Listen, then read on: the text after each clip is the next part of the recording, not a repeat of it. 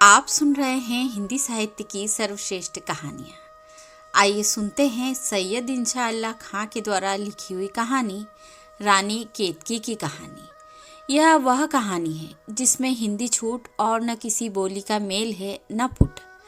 सिर झुकाकर नाक रगड़ता हूँ उस अपने बनाने वाले के सामने जिसने हम सबको बनाया और बाद में वह कर दिखाया कि जिसका भेद किसी ने ना पाया।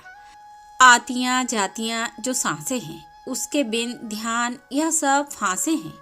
यह कल का पुतला जो अपने उस खिलाड़ी की सुध रखे तो खटाई में क्यों पड़े और कड़वा कसेला क्यों हो।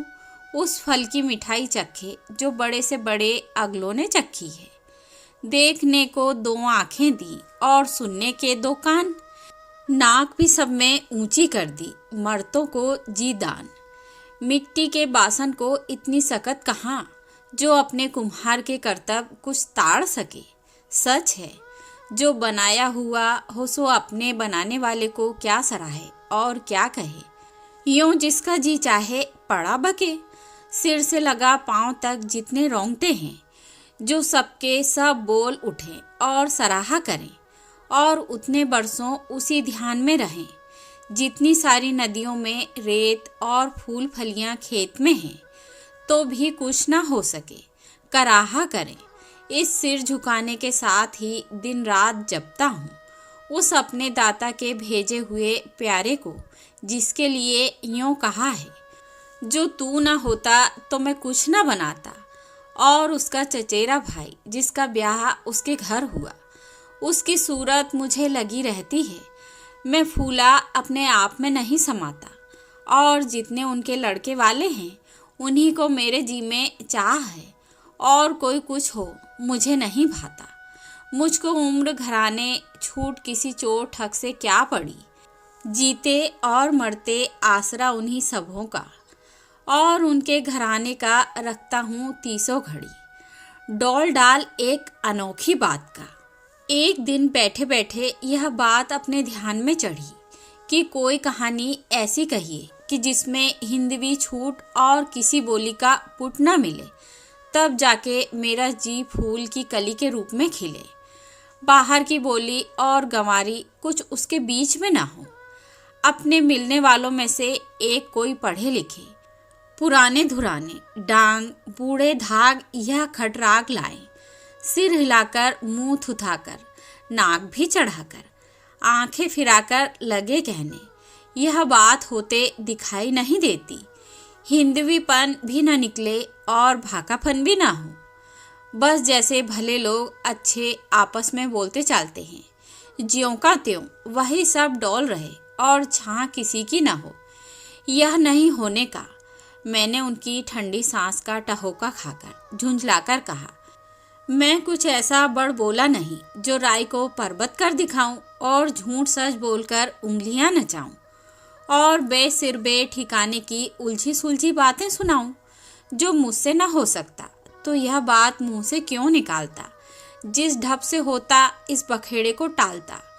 इस कहानी का कहने वाला यहाँ आपको जताता है और जैसा कुछ उसे लोग पुकारते हैं कह सुनाता है। दहना हाथ मुंह पर फेर कर आपको जताता हूँ, जो मेरे दाता ने चाहा तो यह ताव भाव राव चाव और कून फान लपट झपट दिखाऊं जो देखते ही आपके ध्यान का घोड़ा, जो बिजली से भी बहुत चंचल अल्हड़पन में है, हिरन के रूप में अपनी चौकड़ी भूल जाए। टुक घोड़े पर चढ़ के अपने आता हूँ मैं, करतब जो कुछ है कर दिखाता हूँ मैं। उस चाहने वाले ने जो चाहा तो अभी, कहता जो कुछ हूँ कर दिखाता हूँ मैं। अब आप कान रख के आंखें मिला के सन्मुख होके टुक इधर देखिए, किस ढंग से बढ़ चलता हूँ और अपने फूल के पंखुड़ी जैसे होंठों से किस किस रूप के फूल उगलता हूँ। कहानी के जीवन का उभार और बोलचाल की दुल्हन का सिंगार। किसी देश में किसी राजा के घर एक बेटा था। उसे उसके माँ बाप और सब घर के लोग कुंवर उदय भान करके पुकारते थे। सचमुच उसके जीवन की जोत में सूरज की एक स्रोत आ मिली थी। उसका अच्छापन और भला लगना कुछ ऐसा न था जो किसी के लिखने और कहने में आ सके। 15 बरस भर के उसने 16वें में पांव रखा था। कुछ यूं ही सी मसें भिनती चली थी, पर किसी बात के सोच का घर घाट न पाया था। और चाह की नदी का पाट उसने देखा न था। एक दिन हरियाली देखने को अपने घोड़े पर चढ़ के अटखेल और अल्हड़पन के साथ देखता भालता चला जाता था। इतने में जो एक हिरनी उसके सामने आई तो उसका जी लोटपोट हुआ। उस हिरनी के पीछे सब छोड़ छाड़ कर घोड़ा फेंका। कोई घोड़ा उसको पा सकता था। जब सूरज छिप गया और हिरनी आंखों से ओझल हुई, तब तो कुंवर उदयभान भूखा प्यासा उनिंदा जम्हाइयाँ अंगड़ाइयाँ लेता हक्का बक्का होके लगा आसरा ढूंढने। इतने में कुछ एक अमराइयाँ देख पड़ी तो उधर चल निकला। तो देखता है वो 40-50 रंडियाँ एक से एक जोबन में अगली झूला डाले पड़ी झूल रही हैं और सावन गातियाँ हैं। ज्यों ही उन्होंने उसको देखा, तू कौन है तू कौन है कि चिंगाड़ सी पड़ गई। उन सबों में एक के साथ उसकी आंख लग गई। कोई कहती थी यह उचक्का है, कोई कहती थी एक पक्का है।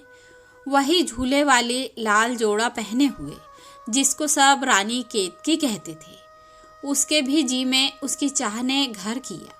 पर कहने सुनने को बहुत सी नाहनुह की ओर कहा। इस लग चलने को भला क्या कहते, हक न धक जो तुम झट से टहक पड़े। यह न जाना यह रंडियां अपने झूल रही हैं, अजी तुम तो इस रूप के साथ इस रब बेधड़क चले आए हो, ठंडे ठंडे चले जाओ। तब कुंवर ने मसोस के मलीला खा के कहा, इतनी रुखाइयाँ ना कीजिए, मैं सारे दिन का थका हुआ एक पेड़ की छांव में ओस का बचाव करके पड़ा रहूँगा। बड़े तड़के धुंधलके में उठकर जिधर को मुंह पड़ेगा चला जाऊँगा। कुछ किसी का लेता देता नहीं। एक हिरनी के पीछे सब लोगों को छोड़ छाड़ कर घोड़ा फेंका था। कोई घोड़ा उसको पा सकता था। जब तलक उजाला रहा उसके ध्यान में था। जब अंधेरा छा गया और जी बहुत घबरा गया, इन अमराइयों का आसरा ढूंढकर यहाँ चला आया हूँ। कुछ रोक टोक तो इतनी ना थी जो माथा ठनक जाता और रुका रहता। सिर उठाए हाँपता चला आया। क्या जानता था वहाँ पद्मिनियाँ पड़ी झूलती पेंगे चढ़ा रही हैं। पर यों बदी थी, बरसों में भी झूल करूँगा। यह बात सुनकर वह जो लाल जोड़े वाली सबकी सिरधरी थी, उसने कहा, हाँ जी, बोलियां ठोलियां ना मारो और इनको कह दो जहाँ जी चाहे अपने पड़े रहें और जो कुछ खाने को मांगे इन्हें पहुँचा दो। घर आए को आज तक किसी ने मार नहीं डाला। इनके मुंह का डोल, गाल तमतमाए और होंठ पपड़ाए और घोड़े का हाँपना और जी का कांपना और ठंडी सांसें भरना और निढाल हो गिरे पड़ना इनको सच्चा करता है। बात बनाई हुई और सचोटी की कोई छिपती नहीं, पर हमारे इनके बीच कुछ ओट कपड़े लत्ते की कर दो। इतना आसरा पाके सबसे परे जो कोने में 5-7 पौधे थे, उनकी छाँव में कुंवर उदयभान ने अपना बिछौना किया और कुछ सिरहाने धरकर चाहता था कि सो रहे, पर नींद कोई चाहत की लगावट में आती थी। पड़ा पड़ा अपने जी से बातें कर रहा था।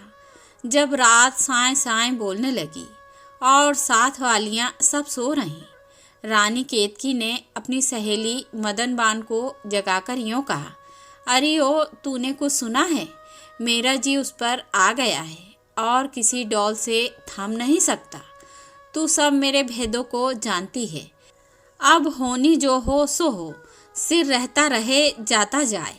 मैं उसके पास जाती हूँ, तू मेरे साथ चल, पर तेरे पाँव पड़ती हूँ, कोई सुनने ना पाए। अरे यह मेरा जोड़ा मेरे और उसके बनाने वाले ने मिला दिया। मैं इसी जी में इस अमराइयों में आई थी। रानी केतकी मदनबान का हाथ पकड़े हुए वहाँ आन पहुँची जहाँ कुंवर उदयभान लेटे हुए कुछ कुछ सोच में बड़बड़ा रहे थे। मदनबान आगे बढ़ के कहने लगी, तुम्हें अकेला जानकर रानी जी आप आई हैं। कुंवर उदयभान यह सुनकर उठ बैठे और यह कहा, क्यों ना हो, जी को जी से मिलाप है। कुंवर और रानी दोनों चुपचाप बैठे, पर मदन बान दोनों को गुदगुदा रही थी। होते होते रानी का वह पता खुला कि राजा जगत प्रकाश की बेटी हैं और उनकी माँ रानी कामलता कहलाती हैं। उनको उनके माँ बाप ने कह दिया है, 1 महीने पीछे अमराइयों में जाकर झूल आया करो। आज वही दिन था, सो तुमसे मुठभेड़ हो गई। बहुत महाराजों के कुंवर से बातें आई, पर किसी पर इनका ध्यान न चढ़ा।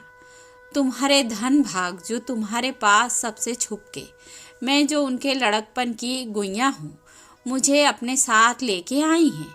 अब तुम अपनी बीती कहानी कहो, तुम किस देश के कौन हो? उन्होंने कहा, मेरा बाप राजा सूरजभान और माँ रानी लक्ष्मीबास है। आपस में जो गठजोड़ हो जाए तो कुछ अनोखी अचरज और अचंभे की बात नहीं। यूं ही आगे से होता चला आया है, जैसा मुंह वैसा थप्पड़, जोड़ तोड़ टटोल लेते हैं। दोनों महाराजों को यह चितचाही बात अच्छी लगेगी, पर हम तुम दोनों के जी का गठजोड़ा चाहिए। इसी में मदन बान बोल उठी, सो तो हुआ, अपनी अपनी अंगूठियां हेर फेर कर लो और आपस में लिखौती लिख दो, फिर कुछ हिचर मिचर ना रहे। कुंवर उदयभान ने अपनी अंगूठी रानी केतकी को पहना दी और रानी ने भी अपनी अंगूठी कुंवर की उंगली में डाल दी और एक धीमी सी चुटकी भी ले ली। इसमें मदन बान बोली, जो सच पूछो तो इतनी भी बहुत हुई। मेरे सिर चोट है, इतना बढ़ चलना अच्छा नहीं। अब उठ चलो और इनको सोने दो, और रोएं तो पड़े रोने दो। बातचीत तो ठीक हो चुकी। पिछले पहर से रानी तो अपनी सहेलियों को लेके जिधर से आई थी उधर को चली गई और कुंवर उदयभान अपने घोड़ों को पीठ लगाकर अपने लोगों से मिलके अपने घर पहुँचे। पर कुंवर जी का रूप क्या कहूँ, कुछ कहने में नहीं आता। न खाना, न पीना, न मग चलना, न किसी से कुछ कहना, न सुनना। जिस स्थान में थे उसी में गुथे रहना और घड़ी घड़ी कुछ सोच सोच कर सिर धुनना। होते होते लोगों में इस बात की चर्चा फैल गई। किसी किसी ने महाराज और महारानी से कहा, कुछ दाल में काला है। वह कुंवर बुरे तेवर और बेडौल आंखें दिखाई देती हैं। घर से बाहर पाँव नहीं धरना। घर वालियाँ जो किसी डोल से बहलातियाँ हैं तो और कुछ नहीं करना। ठंडी ठंडी सांसें भरता है। और बहुत किसी ने छेड़ा तो छपर खट पर जाके अपना मुंह लपेट के 8-8 आंसू पड़ा रोता है। यह सुनते ही कुंवर उदयभान के माँ बाप दोनों दौड़े आए, गले लगाया, मुंह चूम पाँव पर बेटे के गिर पड़े, हाथ जोड़े और कहा, जो अपने जी की बात है सो कहते क्यों नहीं? क्या दुखड़ा है जो पड़े पड़े करहाते हो? राजपाट जिसको चाहो दे डालो। कहो तो क्या चाहते हो? तुम्हारा जी क्यों नहीं लगता? भला वह क्या है जो हो नहीं सकता? मुंह से बोलो, जी को खोलो। जो कुछ कहने से सोच करते हो अभी लिख भेजो। जो कुछ लिखोगे ज्यों की त्यों करने में आएगी। जो तुम कहो कुएं में गिर पड़ो तो हम दोनों अभी गिर पड़ते हैं। कहो सिर काट डालो तो सिर अपने अभी काट डालते हैं।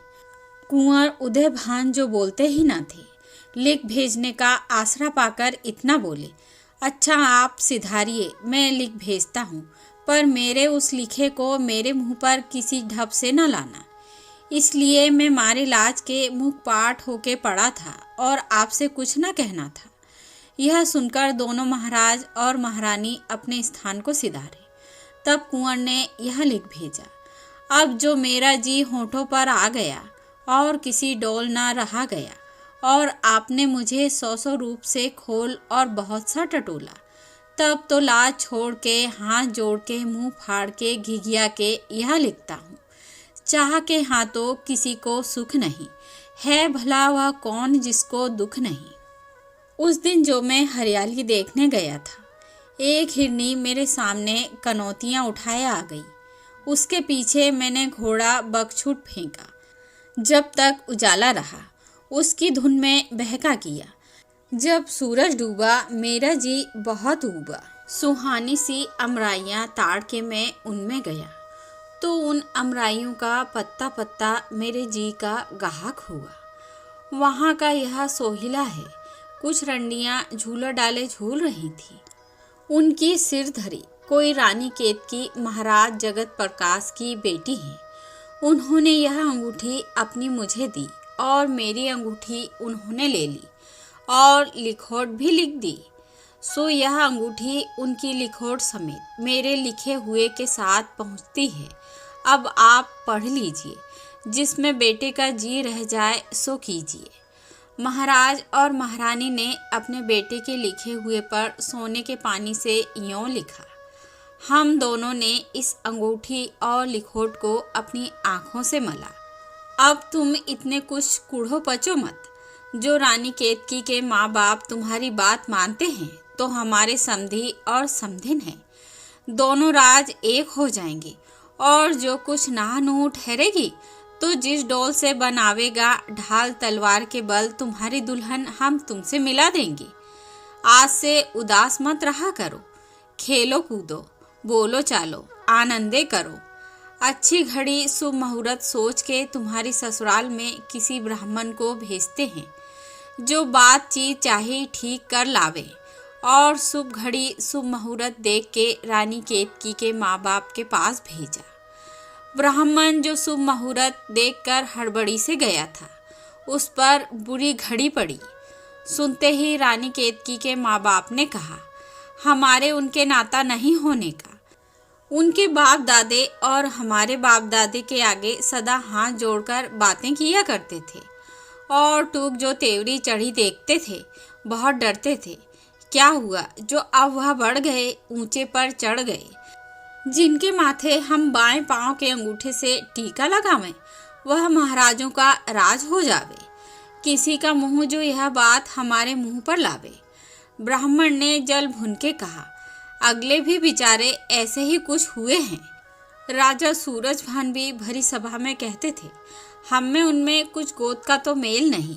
यह कुंवर की हट से कुछ हमारी नहीं चलती, नहीं तो ऐसी ओछी बात कब हमारे मुंह से निकलती। यह सुनते ही उन महाराज ने ब्राह्मण के सिर पर फूलों की चंगेर फेंक मारी और कहा, जो ब्राह्मण की हत्या का धड़का न होता तो तुझको अभी चक्की में दलवा डालता। और अपने लोगों से कहा, इसको ले जाओ और ऊपर एक अंधेरी कोठरी में मूंद रखो। जो इस ब्राह्मण पर बीती सो सब उदयभान के माँ बाप ने सुनी। सुनते ही लड़ने के लिए अपना ठाठ बांध के भादों के बादल जैसे घिर आते हैं चढ़ आया। जब दोनों महाराजों में लड़ाई होने लगी, रानी केतकी सावन भादों के रूप रोने लगी और दोनों के जी में यह आ गई, यह कैसी चाहत जिसमें लोह बरसने लगा और अच्छी बातों को जी तरसने लगा। कुंवर ने चुपके से यह कहला भेजा, अब मेरा कलेजा टुकड़े टुकड़े हुआ जाता है। दोनों महाराजाओं को आपस में लड़ने दो। किसी डॉल से जो हो सके तो तुम मुझे अपने पास बुला लो। हम तुम मिलके किसी और देश निकल चले। होनी हो सो हो, सिर रहता रहे जाता जाए।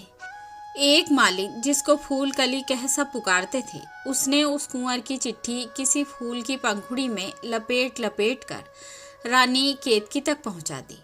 रानी ने उस चिट्ठी को अपनी आंखों लगाया और मालिन को एक थाल भर के मोती दिए और उस चिट्ठी की पीठ पर अपने मुंह की पीक से यह लिखा, ए मेरे जी के ग्राहक, जो तू मुझे बोटी बोटी करके चील कौओं को दे डाले तो भी मेरी आंखों, चैन और कलेजे सुख हों, पर यह बात भाग चलने की अच्छी नहीं।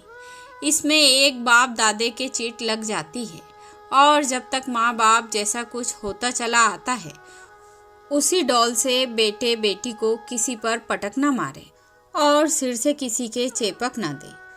तब तक यह एक जी तो क्या, जो करोड़ जी जाते रहें तो कोई बात हमें रुचती नहीं। यह चिट्ठी जो बीस भरी कुंवर तक जा पहुंची, उस पर कई एक थाल सोने के हीरे, मोती, पुखराज के खचाखच भरे हुए निछावर करके लुटा देता है और जितनी उसे बेचैनी थी उससे चौगुनी पचगुनी हो जाती है। और उस चिट्ठी को अपने उस गोरे डंड पर बांध लेता है। आना जोगी महेंद्र गिर का कैलाश पहाड़ पर से और कुंवर उदय भान और उसके माँ बाप को हिरनी हिरन कर डालना। जगत प्रकाश अपने गुरु को जो कैलाश पहाड़ पर रहता था लिख भेजता है, कुछ हमारी सहाय कीजिए। महाकठिन विपदा भार हम पर आ पड़ी है। राजा सूरजभान को अब यहाँ तक वाव बहकने लिया है जो उन्होंने हमसे महाराजों से डौल किया है। सराहना जोगी जी के स्थान का। कैलाश पहाड़ जो एक डोल चांदी का है, उस पर राजा जगत प्रकाश का गुरु, जिसको महेंद्र गिर सब लोग इंद्रलोक के लोग कहते थे, ध्यान ज्ञान में कोई 90 लाख अतीतों के साथ ठाकुर के भजन में दिन रात लगा रहता था। सोना रूपा तांबे रांगे का बनाना तो क्या, और गुटका मुंह में लेकर उड़ना परे रहे। उसको और बातें इस ढप की ध्यान में थी जो कहने सुनने से बाहर हैं। मैं सोने रुपए का बरसा देना और जिस रूप में चाहना हो जाना, सब कुछ उसके आगे खेल था। गाने बजाने में महादेव जी छूट सब उसके आगे कान पकड़ते थे। सरस्वती जिसकी सब लोग कहते थे, उनने भी कुछ न कुछ गुनगुनाना उसी से सीखा था। उसके सामने 6 राग 36 रागनियाँ 8 पहर रूप बंदियों का सा धरे हुए उसकी सेवा में सदा हाथ जोड़े खड़ी रहती थी और वहाँ अतीतों को गिर कहकर पुकारते थे। भैरव गिर, विभास गिर, हिंडोल गिर, मेघनाथ, केदारनाथ, दीपक सेन, ज्योति स्वरूप, सारंग रूप और अतीत ने उस ढप से कहलाती थी। गुजरी, टोड़ी, असावरी, गोरी, मालसिरी, बिलावली। जब चाहता अधर में सिंहासन पर बैठकर उड़ाए फिरता था और 90 लाख अतीत गुटके अपने मुंह में लिए, गेरुए वस्त्र पहने, जटा बिखेरे उसके साथ होते थे। जिस घड़ी रानी केतकी के बाप की चिट्ठी एक बगला उसके घर पहुंचा देता है, गुरु महेंद्र गिर एक चिंगाड़ मारकर दल बादलों को ढलका देता है। बगंभर पर बैठे भभूत अपने मुंह से मल कुछ कुछ पढ़ंत करता हुआ बाव के घोड़े भी पीठ लगा और सब अतीत मृग छालों पर बैठे हुए गुटके मुंह में लिए हुए बोल उठे। गोरख जागा और मुछंदर भागा। एक आंख की झपक में वहां आ पहुंचता है जहां दोनों महाराजों में लड़ाई हो रही थी। पहले तो एक काली आंधी आई, फिर ओले बरसे, फिर टिड्डी आई। किसी को अपनी सुध न रही। राजा सूरजभान के जितने हाथी घोड़े और जितने लोग और भीड़ भाड़ थी, कुछ न समझा कि क्या किधर गई और उन्हें कहाँ कौन उठा ले गया। राजा जगत प्रकाश के लोगों पर और रानी केतकी के लोगों पर क्योड़े की बूंदों की नन्ही नन्ही फुहार सी पड़ने लगी। जब यह सब कुछ हो चुका तो गुरुजी ने अतिथियों से कहा, उदय भान, सूरज भान, लक्ष्मी बास, इन तीनों को हिरनी हिरन बना के किसी वन में छोड़ दो और जो उनके साथी हों उन सबों को तोड़ फोड़ दो। जैसा गुरुजी ने कहा झटपट वही किया। विपत का मारा कुंवर उदय भान और उसका बाप वह राजा सूरज भान और उसकी माँ लक्ष्मी बास हिरन हिरनी बन गए। हरी घास कई बरस तक चरते रहे और उस भीड़ भाड़ का तो कुछ थल बेड़ा न मिला। किधर गए और कहाँ थे, बस यहाँ की यहीं रहने दो। फिर सुनो, अब रानी केतकी के बाप महाराजा जगत प्रकाश की सुनिए। उनके घर का घर गुरुजी के पांव पर गिरा और सबने सिर झुकाकर कहा, महाराज यह आपने बड़ा काम किया, हम सबको रख लिया। जो आज आप न पहुँचते तो क्या रहा था। सब ने मर मिटने की ठान ली थी। इन पापियों से कुछ न चलेगी, यह जानते थे। राजपाट हमारा अब निछावर करके जिसको चाहिए दे डालिए। राज हमसे नहीं थम सकता। सूरज भान के हाथ से आपने बचाया। अब कोई उनका चचा चंद्रभान चढ़ावेगा तो क्यों कर बचना होगा। अपने आप में तो सकत नहीं, फिर ऐसे राज का फिट्टे मुंह कहाँ तक आपको सताया करें। जोगी महेंद्र गिर ने यह सुनकर कहा, तुम हमारे बेटा बेटी हो, आनंदे करो। दनदनाओ, सुख चैन से रहो। अब वह कौन है जो तुम्हें आंख भरकर और ढब से देख सके? वह बगंभर और यह भभूत हमने तुमको दिया। जो कुछ ऐसी गाड़ पड़े तो इसमें से एक रोंगटा तोड़ आग में फूंक दीजिए। अब रोंगटा फूंकने न पावेगा। जो बात की बात में हम आ पहुँचेंगे। रहा भभूत, सो इसलिए जो कोई इसे अंजन करे वह सबको देखे और उसे कोई न देखे, जो चाहे सो करे। जाना गुरुजी का राजा के घर। गुरु महेंद्र गिर के पांव पूजे और धन धन महाराज कहें। उनसे तो कुछ छिपाव न था। महाराज जगत प्रकाश को उनको मूर्छल करते हुए अपनी रानियों के पास ले गए। सोने रुपए के फूल गोद भर भर के सबने निछावर किए और माथे रगड़े। उन्होंने सबकी पीठे ठोकी। रानी केतकी ने भी गुरुजी को दंडवत की, पर जी में बहुत सी गुरुजी को गालियां दी। गुरुजी 7 दिन 7 रात यहाँ रहकर जगत प्रकाश को सिंहासन पर बैठाकर अपने बगंभर पर बैठ उसी डोल से कैलाश पर आ धमके और राजा जगत प्रकाश अपने अगले ढब से राज करने लगा। रानी केतकी का मदन बान के आगे रोना और पिछली बातों का ध्यान कर जान से हाथ धोना। दोहरा अपनी बोली की धुन में। रानी को बहुत सी बेकली थी। कब सूझती कुछ बुरी भली थी। चुपके चुपके करहाती थी। जीना अपना न चाहती थी। कहती थी कभी अरे मदन बान है 8 पर मुझे वही ध्यान। या प्यास किसे किसे भला भूख। देखूं वही फिर हरे हरे रूख। टपके का डर है अब यह कहिए। चाहत का घर है अब यह कहिए। अमराइयों में उनका वह उतरना और रात का साए साए करना और चुपके से उठ के मेरा जाना और तेरा वह चाह का जताना।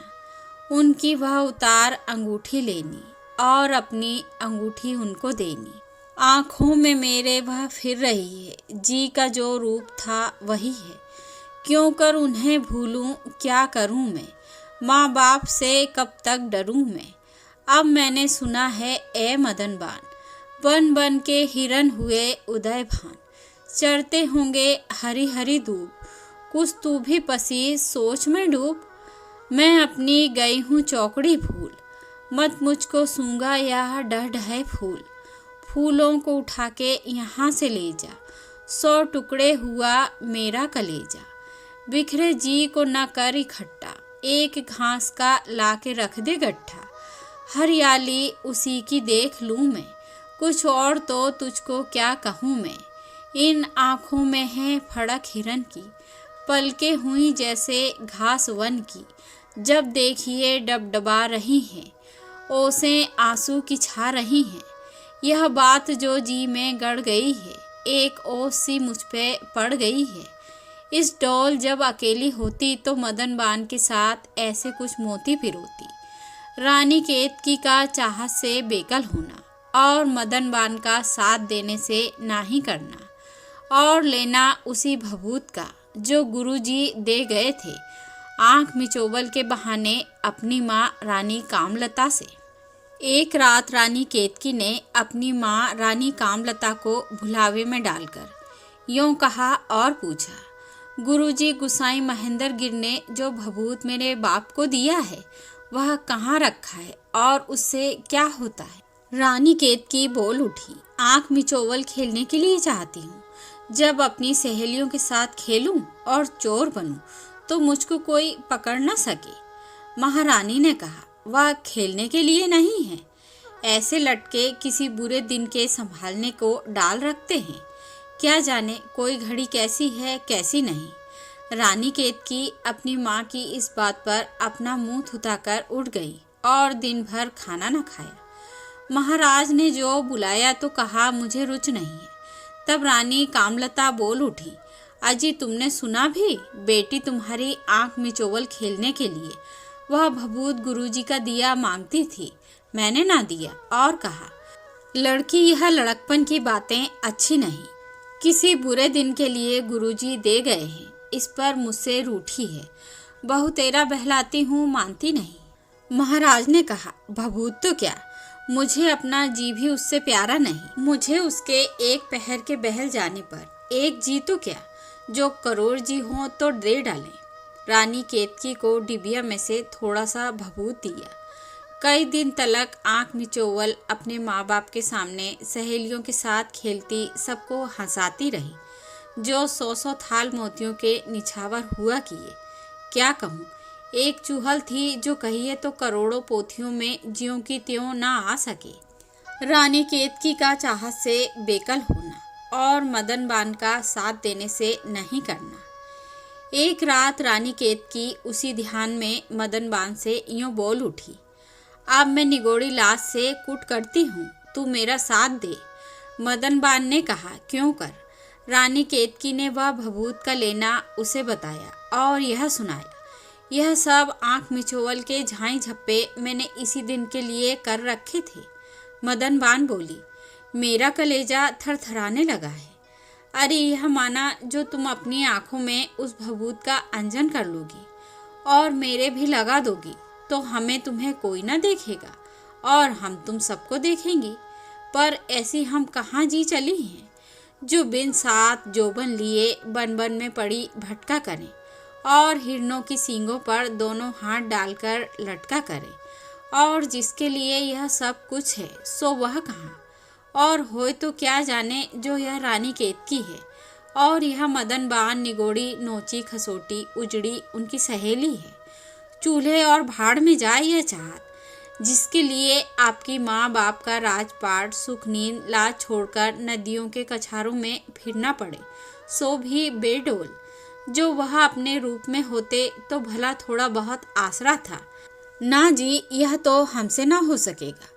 जो महाराज जगत प्रकाश और उनकी महारानी कामलता का हम जानबूझकर घर उजाड़ें और इनकी जो इकलौती लाडली बेटी उसको भगा ले जाएं और जहाँ तहाँ उसे भटकावें और बनास्पति खिलावें और अपने घोड़े को हिलावें। जब तुम्हारे और उसके माँ बाप में लड़ाई हो रही थी और उनने उस मालिन के हाथ तुम्हें लिख भेजा था, जो मुझे अपने पास बुला लो, महाराजों को आपस में लड़ने दो, जो होनी हो सो हो, हम तुम मिलके किसी देश को निकल चले, उस दिन न समझी।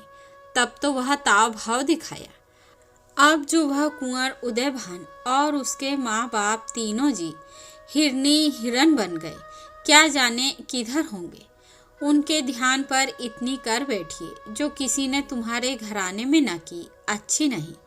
इस बात पर पानी डाल दो, नहीं तो बहुत पछताओगी और अपना किया पाओगी। मुझसे कुछ ना हो सकेगा। तुम्हारी जो कुछ अच्छी बात होती तो मेरे मुंह से जीते जी न निकलता, पर यह बात मेरे पेट में नहीं पच सकती। तुम अभी अल्हड़ हो, तुमने अभी कुछ देखा नहीं। जो ऐसी बात पर सचमुच ढलाव देखूंगी तो तुम्हारे बाप से कहकर, यह भभूत जो बह गया निगोड़ा भूत मछुंदर का पूत अवधूत दे गया है, हाथ मुरकवा कर छिनवा लूंगी। रानी केतकी ने यह रुखाइयाँ मदन बान की सुनकर हंसकर टाल दिया और कहा, जिसका जी हाथ में ना हो उसे ऐसी लाखों सूझती हैं, पर कहने और करने में बहुत सा फेर है। भला यहाँ कोई अंधेर है जो माँ बाप राजपाट लाज छोड़कर हिरन के पीछे दौड़ती कर छाले मारती फिरूं। पर अरे तू तो बड़ी बावली चिड़िया है जो यह बात सच जानी और मुझसे लड़ने लगी। रानी केतकी का भभूत लगाकर बाहर निकल जाना और सब छोटे बड़ों का तिल मिलाना। 10-15 दिन पीछे एक दिन रानी केतकी बिन कहे मदन बान के वह भभूत आंखों में लगा के घर से बाहर निकल गई। कुछ कहने में आता नहीं जो माँ बाप पर हुई। सबने यह बात ठहराई। गुरुजी ने कुछ समझकर रानी केतकी को अपने पास बुला लिया होगा।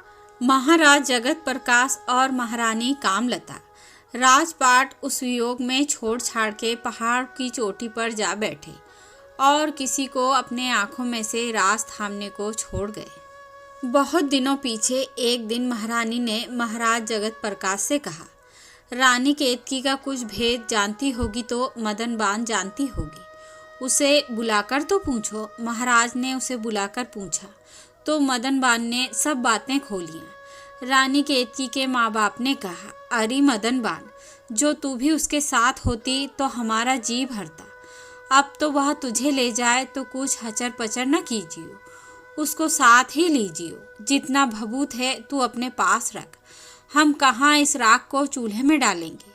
गुरुजी ने तो दोनों राज का खोज खोया। कुंवर उदय भान और उसके माँ बाप दोनों अलग हो रहे। जगत प्रकाश और कामलता को यूं तलपट किया। भभूत ना होती तो ये बातें काहे को सामने आती। मदन बान भी उनके ढूंढने को निकली। अंजन लगाए हुए रानी केतकी कहती हुई पड़ी फिरती थी। बहुत दिनों पीछे कहीं रानी केतकी भी हिरनों की दहाड़ों में उदय भान चिंगाड़ती हुई आ निकली। एक ने एक को ताड़कर पुकारा, अपनी तनी आंखें धो डालो। एक डबरे पर बैठकर दोनों की मुठभेड़ हुई। गले लग के ऐसी रोइयां जो पहाड़ों में कूक सी पड़ गई। दोहरा छा गई ठंडी सांस झाड़ों में, पड़ गई कूक सी पहाड़ों में।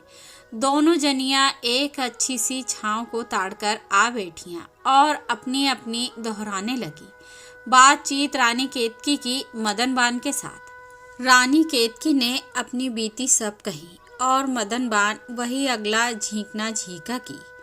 और उनके माँ बाप ने जो उनके लिए जोग साधा था, जो वियोग लिया था, सब कहा।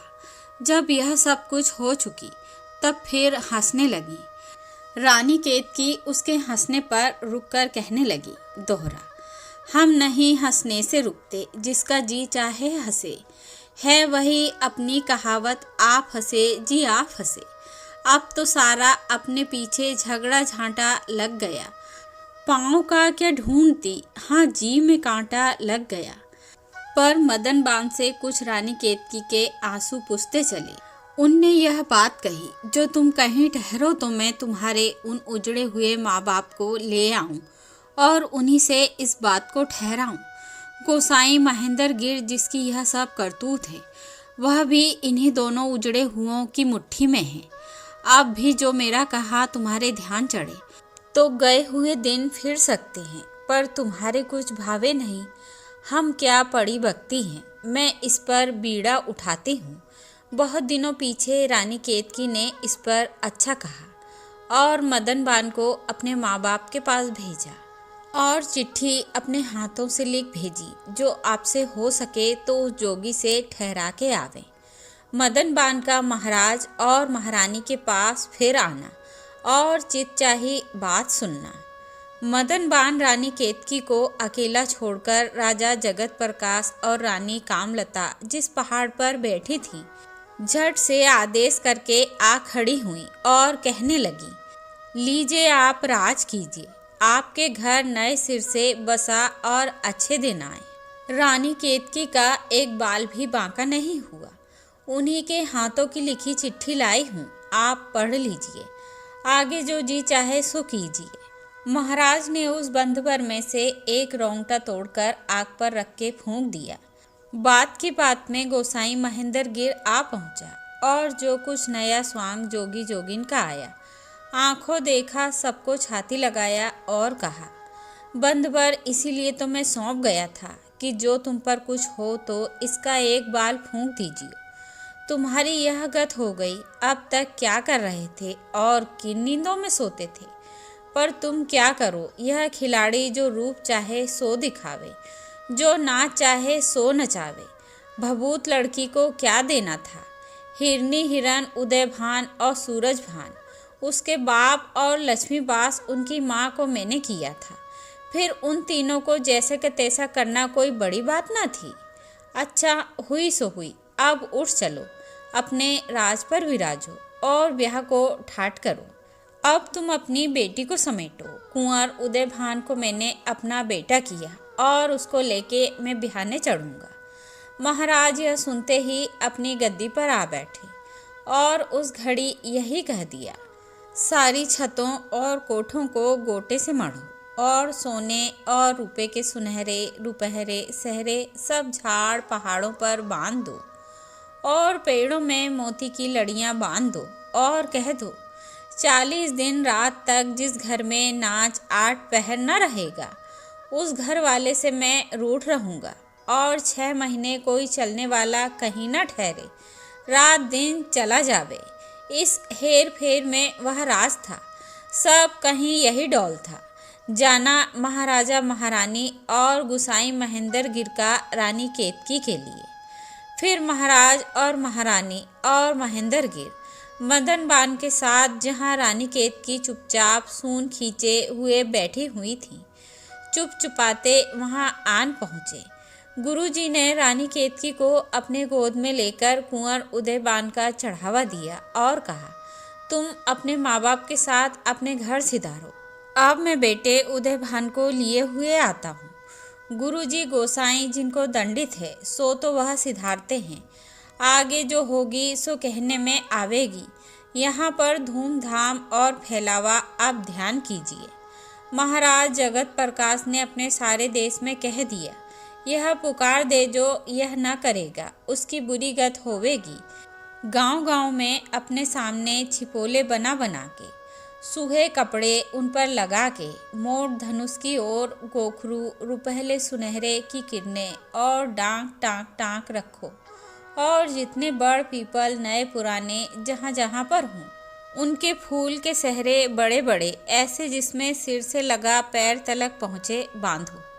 चौतुक्का पौधों ने रंगा के सूहे जोड़े पहने, सब पाँव में डालियों ने तोड़े पहने, बूटे बूटे ने फूल फूल के गहने पहने, जो बहुत ना थे तो थोड़े थोड़े पहने, जितने ढहे और हरियावल फल पाते थे, सब ने अपने हाथ में चहचही मेहंदी की रचावट के साथ जितनी सजावट में समा सके कर लिए, और जहाँ जहाँ नई ब्याही दुल्हने नन्ही नन्ही फलियों की और सुहागने नई नई कलियों के जोड़े पंखुड़ियों के पहने हुए थी, सब ने अपनी गोद सुहाए और प्यार के फूल और फलों से भरी और 3 बरस का पैसा सारे उस राजा के राज भर में जो लगा दिया करते थे, जिस ढप से हो सकता था खेती बाड़ी करके, हल जोत के और कपड़ा लत्ता बेचकर, सो सब उनको छोड़ दिया और कहा जो अपने अपने घरों में बनाव की ठाट करें। और जितने राज भर में कुएं थे, खड़सालों की खड़सालें उनमें उड़ेल गईं और सारे बनों और पहाड़ तनियों में लाल पटों की छमछमाहट रातों को दिखाई देने लगी, और जितनी झीलें थी उनमें कुसुम और टेसू और हर सिंगार पड़ गया, और केसर भी थोड़ी थोड़ी घोले में आ गई। फुनगे से लगा जड़ तलक जितने झाड़ झखाड़ों में पत्ते और पत्ती बंधी थी, उन पर रुपहरी सुनहरी डांक गोंद लगाकर चिपका दिया, और सबों को कह दिया जो सही पगड़ी और बागे बिन कोई किसी डोल किसी रूप से फिर चले नहीं। और जितने गवैये बजैये भाण भगतिये रहसधारी और संगीत पर नाचने वाले थे, सबको कह दिया जिस जिस गांव में जहाँ जहाँ हो, अपनी अपनी ठिकानों से निकलकर अच्छे अच्छे बिछौने बिछाकर गाते नाचते धूप मचाते कूदते रहा करें। ढूंढना गोसाई महेंद्र गिर का कुंवर उदयभान और उसके माँ बाप को न पाना और बहुत तलमलाना। यहाँ की बात और चूल्हे जो कुछ हैं सो यहीं रहने दो। अब आगे यह सुनो। जोगी महेंद्र और उसके 90 लाख जतियों ने सारे बन के बन छान मारे, पर कहीं कुंवर उदयभान और उसके माँ बाप का ठिकाना न लगा। तब उन्होंने राजा इंद्र को चिट्ठी लिख भेजी। उस चिट्ठी में यह लिखा हुआ था, इन तीनों जनों को हिरनी हिरन कर डाला था, अब उनको ढूंढता फिरता हूँ, कहीं नहीं मिलते, और मेरी जितनी सकत थी अपनी सी बहुत कर चुका हूँ। अब मेरे मुंह से निकला कुंवर उदयभान मेरा बेटा, मैं उसका बाप, और ससुराल में सब ब्याह का ठाठ हो रहा है। अब मुझ पर विपत्ति गाढ़ी पड़ी, जो तुमसे हो सके करो। राजा इंद्र चिट्ठी को देखते ही गुरु महेंद्र को देखने को सब इंद्रासन समेट कर आ पहुँचे और कहा, जैसा आपका बेटा वैसा मेरा बेटा। आपके साथ में सारे इंद्रलोक को समेट कर कुंवर उदयभान को ब्याहने चढ़ूँगा। गोसाई महेंद्र गिर ने राजा इंद्र से कहा, हमारी आपकी एक ही बात है, पर कुछ ऐसा सुझाइए जिससे कुंवर उदयभान हाथ आ जावे। राजा इंदर ने कहा, जितने गवैये और गायने हैं उन सबको साथ लेकर हम और आप सारे बनों में फिरा करें, कहीं न कहीं ठिकाना लग जाएगा। गुरु ने कहा, अच्छा। हिरन हिरनी का खेल बिगड़ना और कुंवर उदय भान और उसके माँ बाप का नए सिरे से रूप पकड़ना। एक रात राजा इंदर और गोसाई महेंद्र गिर निखरी हुई चांदनी में बैठे राग सुन रहे थे। करोड़ों हिरन राग के ध्यान में चौकड़ी भूल आसपास सर झुकाए खड़े थे। इसी में राजा इंदर ने कहा, इन सब हिरणों पर पढ़ के मेरी सकत गुरु की भगत पूरे मंत्र ईश्वरोवाच पढ़ के एक एक छींटा पानी का दो। क्या जाने वह पानी कैसा था। छींटों के साथ ही कुंवर उदय भान और उसके माँ बाप तीनों जने हिरणों का रूप छोड़कर जैसे थे वैसे हो गए।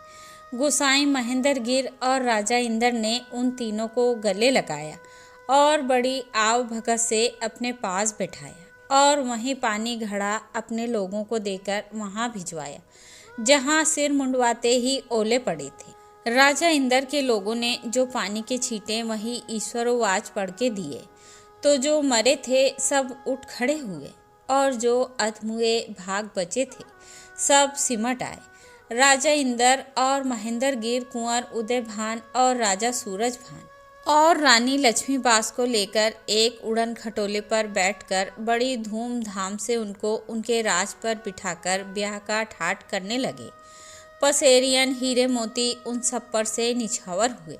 राजा सूरज भान और कुंवर उदय भान और रानी लक्ष्मी बास चित चाही असीस पाकर फूली न समाई और अपने सारे राज को कह दिया, जेवर भोरे के मुंह खोल दो, जिस जिसको जो जा उका सूझे बोल दो। आज के दिन का सा कौन सा दिन होगा हमारी आंखों की पुतलियों का जिससे चैन है, उस लाडले इकलौते का ब्याह और हम तीनों का हिरणों के रूप से निकलकर फिर राज पर बैठना। पहले तो यह चाहिए जिन जिन की बेटियां बिन ब्याहियां हों उन सबको उतना कर दो अपनी जिस चाव चीज से चाहे अपनी गुड़ियां सवार के उठावे और तब तक जीती रहें। सब की सब हमारे यहाँ से खाया पकाया रिंधा करें और सब राज भर की बेटियां सदा सुहागने बनी रहें और सूहे रातें छूट कभी कोई कुछ न पहना करें और सोने रुपए के केवाड़ गंगा जमनी सब घरों में लग जाएं और सब कोठों के माथे पर केसर और चंदन के टीके लगे हों और जितने पहाड़ हमारे देश में हो उतने ही पहाड़ सोने रुपए के आमने सामने खड़े हो जाएं और सब डांगों की चोटियां मोतियों की मांग तांगे भर जाएं और फूलों के गहने और बंधनवार से सब झाड़ पहाड़ लदे फदे रहें और इस रात से लगा उस रात तक अधर में छत्सी बांध दो और चप्पा चप्पा कहीं ऐसा ना रहे जहां भीड़ भड़क्का धूम धड़क्का ना हो जाए। फूल बहुत सारे बहा दो जो नदियाँ जैसे सचमुच फूल की बहियाँ हैं यह समझ जाए और यह डौल कर दो जिधर से दूल्हा को ब्याहने चढ़े सब लाडली और हीरे पन्ने पुखराज की उमड़ में इधर और उधर कबेल की टट्टियाँ बन जाएं और क्यारियाँ सी हो जाएं जिनके बीचों बीच से हो निकले और कोई डांग और पहाड़ी तली का चढ़ा उतार ऐसा दिखाई ना दे जिसकी गोद पंखुड़ियों से भरी हुई ना हो। राजा इंदर का कुंवर उदय भान का साथ करना। राजा इंदर ने कह दिया, वह रंडियाँ चुलबुलियाँ जो अपने मद में उड़ चलियाँ हैं उनसे कह दो 16 सिंगार बास गूंथ मोती पिरो अपने अचरज और अचंभे के उड़न खटोलों का इस रात से लेकर उस रात तक अधर में छत बांध दो। कुछ इस रूप से उड़ चलो जो उड़न खटोलियों की क्यारियाँ और फुलवारियाँ सैकड़ों कोसों तक हो जाए और अधर ही अधर मृदंग बीन जल तरंग मुँहचक घुंघरू तबले घंट ताल और सैकड़ों इस ढप के अनोखे बाजे बजते आएं और उन क्यारियों के बीच में हीरे पुखराज अनवेधे मोतियों के झाड़ और लाल पटों की भीड़ भाड़ की जमजमाहट दिखाई दे और इन्हीं लाल पटों में से हथ फूल फुलझड़ियाँ जाही जूही कदम गेंदा चमेली इस ढप से छूटने लगे जो देखने वालों के छातियों के किवाड़ खुल जाए और पटाखे जो उछल उछल के फूटे उनमें हंसती सुपारी और बोलती करोती ढल पड़े और जब तुम सबको हंसी आवे तो चाहिए उस हंसी से मोतियों की लड़ियां झड़ें, जो सबके सब उनको चुन चुन के राजे हो जाएं। डोमनियों के जो रूप में सारंगियां छेड़ छेड़ सोहले गाओ, दोनों हाथ हिला के उंगलियां बजाओ। जो किसी ने ना सुनी हो वह ताव भाव वह चाव दिखाओ। ठुड्डियां गिन गिनाओ, नाग भवें तान तान भाव बताओ। कोई छुटकर ना रह जाओ, ऐसा चाव लाखों बरस में होता है जो राजा इंद्र ने अपने मुंह से निकाला था। आँख की झपक के साथ वही होने लगा, और जो कुछ उन दोनों महाराजों ने कह दिया था सब कुछ उसी रूप से ठीक ठीक हो गया। जिस ब्याह की यह कुछ फैलावट और जमावट और रचावट ऊपर तले इस जमघट के साथ होगी, और कुछ फैलावा क्या कुछ होगा, यही ध्यान कर लो। ठाटों करना गोसाई महेंद्र गिर का। जब कुंवर उदय भान को वे इस रूप से ब्याहने चढ़े, और वह ब्राह्मण जो अंधेरी कोठरी से मुंदा हुआ था उसको भी साथ ले लिया, और बहुत से हाथ जोड़े और कहा, ब्राह्मण देवता हमारे कहने सुनने पर ना जाओ, तुम्हारी जो रीत चली आई है बताते चलो। एक उड़न खटोले पर वह भी रीत बता के साथ हो लिया।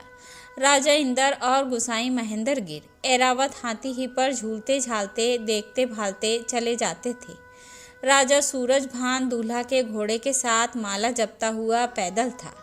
इसी में एक सन्नाटा हुआ, सब घबरा गए। उस सन्नाटे में से जो वह 90 लाख अतीत थे, अब जोगी से बने हुए सब माले मोतियों की लड़ियों की गले में डाले हुए और गातियाँ उस ढपकी बांधे हुए मिरिक छालों और बगंबरों पर आ ठहर गए। लोगों के जियों में जितनी उमंगें छा रही थी वह चौगनी पचगुनी हो गई। सुखपाल और चंडोल और रथों पर जितनी रानियां थीं, महारानी लक्ष्मीबास के पीछे चली आतियां थीं, सबको गुदगुदियाँ सी होने लगी। इसी में भरथरी का स्वांग आया। कहीं जोगी जातियां आ खड़े हुए, कहीं कहीं गोरख जागे, कहीं मुछंदरनाथ भागे, कहीं मच्छ कच्छ बराह सम्मुख हुए, कहीं परशुराम, कहीं बामन रूप, कहीं हरनाकुश और नरसिंह, कहीं राम लक्ष्मण सीता सामने आई, कहीं रावण और लंका का बखेड़ा सारे का सारा सामने दिखाई देने लगा। कहीं कन्हैया जी की जन्माष्टमी होना और वसुदेव का गोकुल ले जाना और उनका पड़ चलना, गाय चरानी और मुरली बजानी और गोपियों से धूमें मचानी, और राधिका रहस और कुब्जा का बस कर लेना, वही करील की कुंजें, बंसीबढ़, चीर घाट, वृंदावन, सेवा कुंज बरसाने में रहना, और कन्हैया से जो हुआ था सब का सब ज्यों का त्यों आँखों में आना, और द्वारका जाना और वहाँ सोने का घर बनाना, इधर बिरिज को ना आना, और 1600 गोपियों का तलमलाना सामने आ गया। उन गोपियों में से उधो के हाथ पकड़कर एक गोपी के इस कहने ने सबको रुला दिया, जो इस ढप से बोल के उनसे रुंधे हुए जी को खोले थी। चौचुक्का जब छाड़ी कर रील को कुंजन को हरिद्वारी का जीव में जाए बसे, कल धोत के धाम बनाए घने महाराजन के महाराज भय, तज मोर मुकुट अरु कामरिया, कछु और ही नाते जान लिए, धरे रूप नए किए नेह नए, और गैया चरावन भूल गए। अच्छापन घाटों का कोई क्या कह सके, जितने घाट दोनों राज की नदियों में थे, पक्के चांदी के थक्के से होकर लोगों को हक्का बक्का कर रहे थे। निवाड़े, भोलिए, बजरे, लचके, मोर पंखी, श्याम सुंदर, राम सुंदर और जितनी ढप की नावें थीं, सुनहरी रुपहरी, सजी सजाई, कसी कसाई और 100 लचके खातियाँ, आतियाँ जातियाँ, ठहरातियाँ फिरातियाँ थीं। उन सभी पर खचाखच कंचनियाँ, रामजनियाँ, डोमनियाँ भरी हुई अपने अपने कर्तव्यों में नाचती गाती बजाती, कूदती फांती, धूमें मचातियाँ, अंगड़ातियाँ, जमहातियाँ, उंगलियाँ नचातियाँ और ढूली पड़तियाँ थीं। और कोई नाव ऐसी न थी जो सोने रूपे के पत्तरों से मढ़ी हुई और सवारी से भरी हुई ना हो। और बहुत सी नावों पर हिंडोले भी उसी डब के थे। उन पर गायें बैठी झूलती हुई सोहनी, केदार, बागेसरी काम्हड़ों में गा रही थी। दल बादल ऐसे नेवाड़ों के सब झीलों में छा रहे थे। आ पहुँचना कुंवर उदय भान का ब्याह के ठाट के साथ दुल्हन की ड्योढ़ियों पर। इस धूमधाम के साथ कुंवर उदय भान सेहरा बांधे दुल्हन के घर तक आ पहुँचा और जो रीतें उनके घराने में चली आई थी होने लगियाँ। मदन बान रानी केतकी से ठिठोली करके बोली, लीजिए अब सुख समेटिए भर भर झोली। सिर निहुराए क्या बैठी हो, आओ ना टुक हम तुम मिल के झरोकों से उन्हें झांके। रानी केतकी ने कहा, नारी ऐसी नीच बातें ना कर, हमें ऐसी क्या पड़ी जो इस घड़ी ऐसी झेल कर रेल पेल ऐसी उठे और तेल फुलेल भरी हुई उनके झांकने को जा खड़ी हूँ। मदन बान उसकी इस रुखाई को उड़न झाई की बातों में डालकर बोली। बोल चाल मदन बान की अपनी बोली के दोनों में। यूं तो देखो वाह छड़े जी वाह छड़े जी वाह छड़े, हमसे जो आने लगी है आप यूं मुहरे कड़े। छान मारे वन के वन थे आपने जिनके लिए, वह हिरन जीवन के मद में है बने दूल्हा खड़े। तुम न जाओ देखने को जो उन्हें क्या बात है, ले चलेंगी आपको हम हैं इसी धुन पर अड़े। है कहावत जी को भावे और यूं मुड़िया हिले, झांकने के ध्यान में उनके हैं सब छोटे बड़े। सांस ठंडी भर के रानी केतकी बोली कि सच, सब तो अच्छा कुछ हुआ पर अब बखेड़े में पड़े। वारी फेरी होना मदन बान का रानी केतकी पर और उसकी बात सूंघना और उनिंदेपन से ऊँघना। उस घड़ी मदन बान को रानी केतकी का बादले का जूड़ा और भीना भीनापन और अखड़ियों का लजाना और बिखरा बिखरा जाना भला लग गया तो रानी केतकी की बात सूंघने लगी और अपनी आँखों को ऐसा कर लिया जैसे कोई ऊँघने लगता है। सिर से लगा पांव तक वारी फेरी होके तलवे सहलाने लगी। तब रानी केतकी झट एक धीमी सी सिसकी लचके के साथ ले उठी। मदन बान बोली, मेरे हाथ के टहोके से वही पांव का छाला दुख गया होगा जो हिरणों को ढूंढने में पड़ गया था। इसी दुख की चुटकी से रानी केतकी ने मसोस कर कहा, कांटा अड़ा तो अड़ा, छाला पड़ा तो पड़ा, पर निगोड़ी तू क्यों मेरी पंछाला हुई। सराहना रानी केतकी के जोबन का। केतकी का भला लगना लिखने पढ़ने से बाहर है। वह दोनों भवों का खिंचावट और पुतलियों में लाज की समावट और नुकीली पलकों की रुंधावट, हंसी की लगावट और दंतड़ियों में मिस्सी की उदाहट और इतनी सी बात पर रुकावट है। नाक और त्योरी का चढ़ा लेना, सहेलियों को गालियां देना और चल निकलना और हिरणों के रूप से करछाले मारकर परे उछलना कुछ कहने में नहीं आता। सराहना कुंवर जी के जोबन का। कुंवर उदय भान के अच्छेपन का कुछ हाल लिखना किससे हो सके। हाय रे उनके उभार के दिनों का सुहानापन, चाल ढाल का अच्छन बच्चन, उठती हुई कोंपल की काली फवन और मुखड़े का गदराया हुआ जोबन, जैसे बड़े तड़के धुंधले के हरे भरे पहाड़ों की गोद से सूरज की किरणें निकल आती हैं। यही रूप था। उनकी भीगी मसों से रस टपका पड़ता था। अपनी परछाई देखकर अकड़ता जहाँ जहाँ छाँव थी, उसका डौल ठीक ठीक उनके पांव तले जैसे धूप थी। दूल्हा का सिंहासन पर बैठना। दूल्हा उदय बान सिंहासन पर बैठा और इधर उधर राजा इंदर और जोगी महेंद्र गिर जम गए और दूल्हा का बाप अपने बेटे के पीछे माला लिए कुछ गुनगुनाने लगा और नाच लगा होने। अधर में जो उड़न खटोले राजा इंदर के अखाड़े के थे, सब उसी रूप से छत बांधे थिरका किए।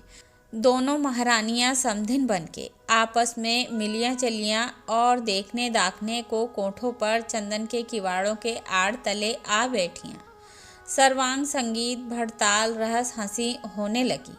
जितनी राग रागनियाँ थीं, ईमन कल्याण, सुध कल्याण, झिंझोटी, कन्हाड़ा, खमाच, सोहनी, परज, बिहाग, सोरठ, कालंगड़ा, भैरवी, गीत, ललित भैरी रूप पकड़े हुए सचमुच के जैसे गाने वाले होते हैं, उसी रूप में अपने अपने समय पर गाने लगे और गाने लगियाँ। उस नाच का जो ताव भाव रचावट के साथ हो, किसका मुँह जो कह सके। जितने महाराज जगत प्रकाश के सुख चैन के घर थे, माधव विलास, रसधाम, कृष्ण निवास, मच्छी भवन, चंद्र भवन, सब के सब लप्पे लपेटे और सच्ची मोतियों की झालरें अपनी अपनी गांठ में समेटे हुए एक भेस के साथ मतवालों के बैठने वालों के मुंह चूम रहे थे। बीचों बीच उन सब घरों के एक आरसी धाम बना था, जिसकी छत और किवाड़ और आंगन में आरसी छूट कहीं लकड़ी, ईंट, पत्थर की पुट एक उंगली के पोर बराबर न लगी थी। चांदनी सा जोड़ा पहने जब रात घड़ी एक रह गई थी, तब रानी केतकी सी दुल्हन को उसी आरसी भवन में बैठकर दूल्हा को बुला भेजा। कुंवर उदय भान कन्हैया सा बना हुआ, सिर पर मुकुट धरे, सहरा बांधे, उसी तड़ावे और जमघट के साथ चांद सा मुखड़ा लिए जा पहुंचा। जिस जिस ढब में ब्राह्मण और पंडित बहते गए और जो महाराजों में रीतें होती चली आई थी, उसी डौल से उसी रूप से भंवरी गठजोड़ा हो लिया। अब उदय भान और रानी केतकी दोनों मिले। घास के जो फूल कुम्हलाए हुए थे फिर खिले। चैन होता ही न था जिस एक को उस एक बिन। रहने सहने सो लगे आपस में अपने रात दिन। एक खिलाड़ी यह बहुत सा कुछ नहीं थोड़ा हुआ। आन कर आपस में जो दोनों का गठजोड़ा हुआ। चाह के डूबे हुए ए मेरे दाता सब तिरे। दिन फिरे जैसे इन्हों के वैसे दिन अपने फिरे। वह उड़न खटोली वालियां जो अधर में छस्सी बांधे हुए थिरक रही थीं, भर भर जोलियां और मुट्ठियां हीरे और मोतियों से निछावर करने के लिए उतर आईयां, और उड़न खटोले अधर में ज्यों के त्यों छत बांधे हुए खड़े रहे। और वह दूल्हा दुल्हन पर से 7-7 फेरे वारी फेर होने में पिस गईयां। सबों को एक चुपकी सी लग गई। राजा इंद्र ने दुल्हन को मुंह दिखाई में एक हीरे का एक डाल छपर खट और एक पेड़ी पुखराज की दी, और एक परजात का पौधा जिसमें जो फल चाहो सो मिले दूल्हा दुल्हन के सामने लगा दिया, और एक कामधेनु गाय की पठिया बछिया भी उसके पीछे बांध दी। और 21 लौंडियाँ उन्हीं उड़न खटोले वालियों में से चुनकर अच्छी से अच्छी, सुथरी से सुथरी गाती बजातियाँ, सीतियाँ, पिरोतियाँ और सुघर से सुघर सौंपी, और उन्हें कह दिया, रानी केत की छूट उनके दूल्हा से कुछ बातचीत न रखना, नहीं तो सबकी सब पत्थर की मूरत हो जाओगी और अपना किया पाओगी। और गोसाई महेंद्र गिर ने 52 तोले पाक रत्ती जो उसकी 21 चुटकी आगे रखी और कहा, यह भी एक खेल है। जब चाहिए बहुत सा तांबा गला के एक इतनी सी चुटकी छोड़ दीजिए, कंचन हो जाएगा। और जोगी जी ने सबों से यह कह दिया, जो लोग उनके ब्याह में जागे हैं उनके घरों में 40 दिन रात सोने की नदियों के रूप में मनी बरसें, जब तक जिए किसी बात को फिर न तरसें। 9,99,000 गायें सोने रुपए की सिंगारियों की, जड़ाऊ गहना पहने हुए, घुंघरू छमछमातियाँ महंतों को दान हुई, और 7 बरस का पैसा सारे राज को छोड़ दिया गया। 2200 हाथी और 3600 मूठ रुपयों के तोड़े लादे हुए लुटा दिए। कोई उस भीड़ भाड़ में दोनों राज का रहने वाला ऐसा न रहा जिसको घोड़ा जोड़ा रुपयों का तोड़ा, जड़ाऊ कपड़ों के जोड़े ना मिले हों। और मदन बान छूट दूल्हा दुल्हन के पास किसी का हियाव ना था जो बिना बुलाए चली जाए, बिना बुलाए दौड़ी आए तो वही, और हंसाए तो वही हंसाए। रानी केतकी के छेड़ने के लिए उनके कुंवर उदय भान को कुंवर क्योड़ा जी कह के पुकारती थी, और ऐसी बातों को सौ रूप से संवारती थी। दोहरा घर बसा जिस रात उन्हीं का, तब मदन बान उसी घड़ी कह गई दुल्हा दुल्हन से ऐसी 100 बातें कड़ी। जी लगाकर केवड़े से केतकी का जी खिला। सच है इन दोनों जियों को अब किसी की क्या पड़ी, क्या न आई लाज कुछ अपने पराए की अजी। थी अभी उस बात की ऐसी भला क्या हड़बड़ी। मुस्कुरा के तब दुल्हन ने अपने घूंघट से कहा, मोगरा सा हो कोई खोले जो तेरी गुलछड़ी। जी में आता है तेरे होठों को मलवा लूं अभी, बलबे रंडी तेरे दांतों की मिस्सी की घड़ी। तो यह थी कहानी रानी केतकी की। आशा करती हूँ आप सभी को पसंद आएगी।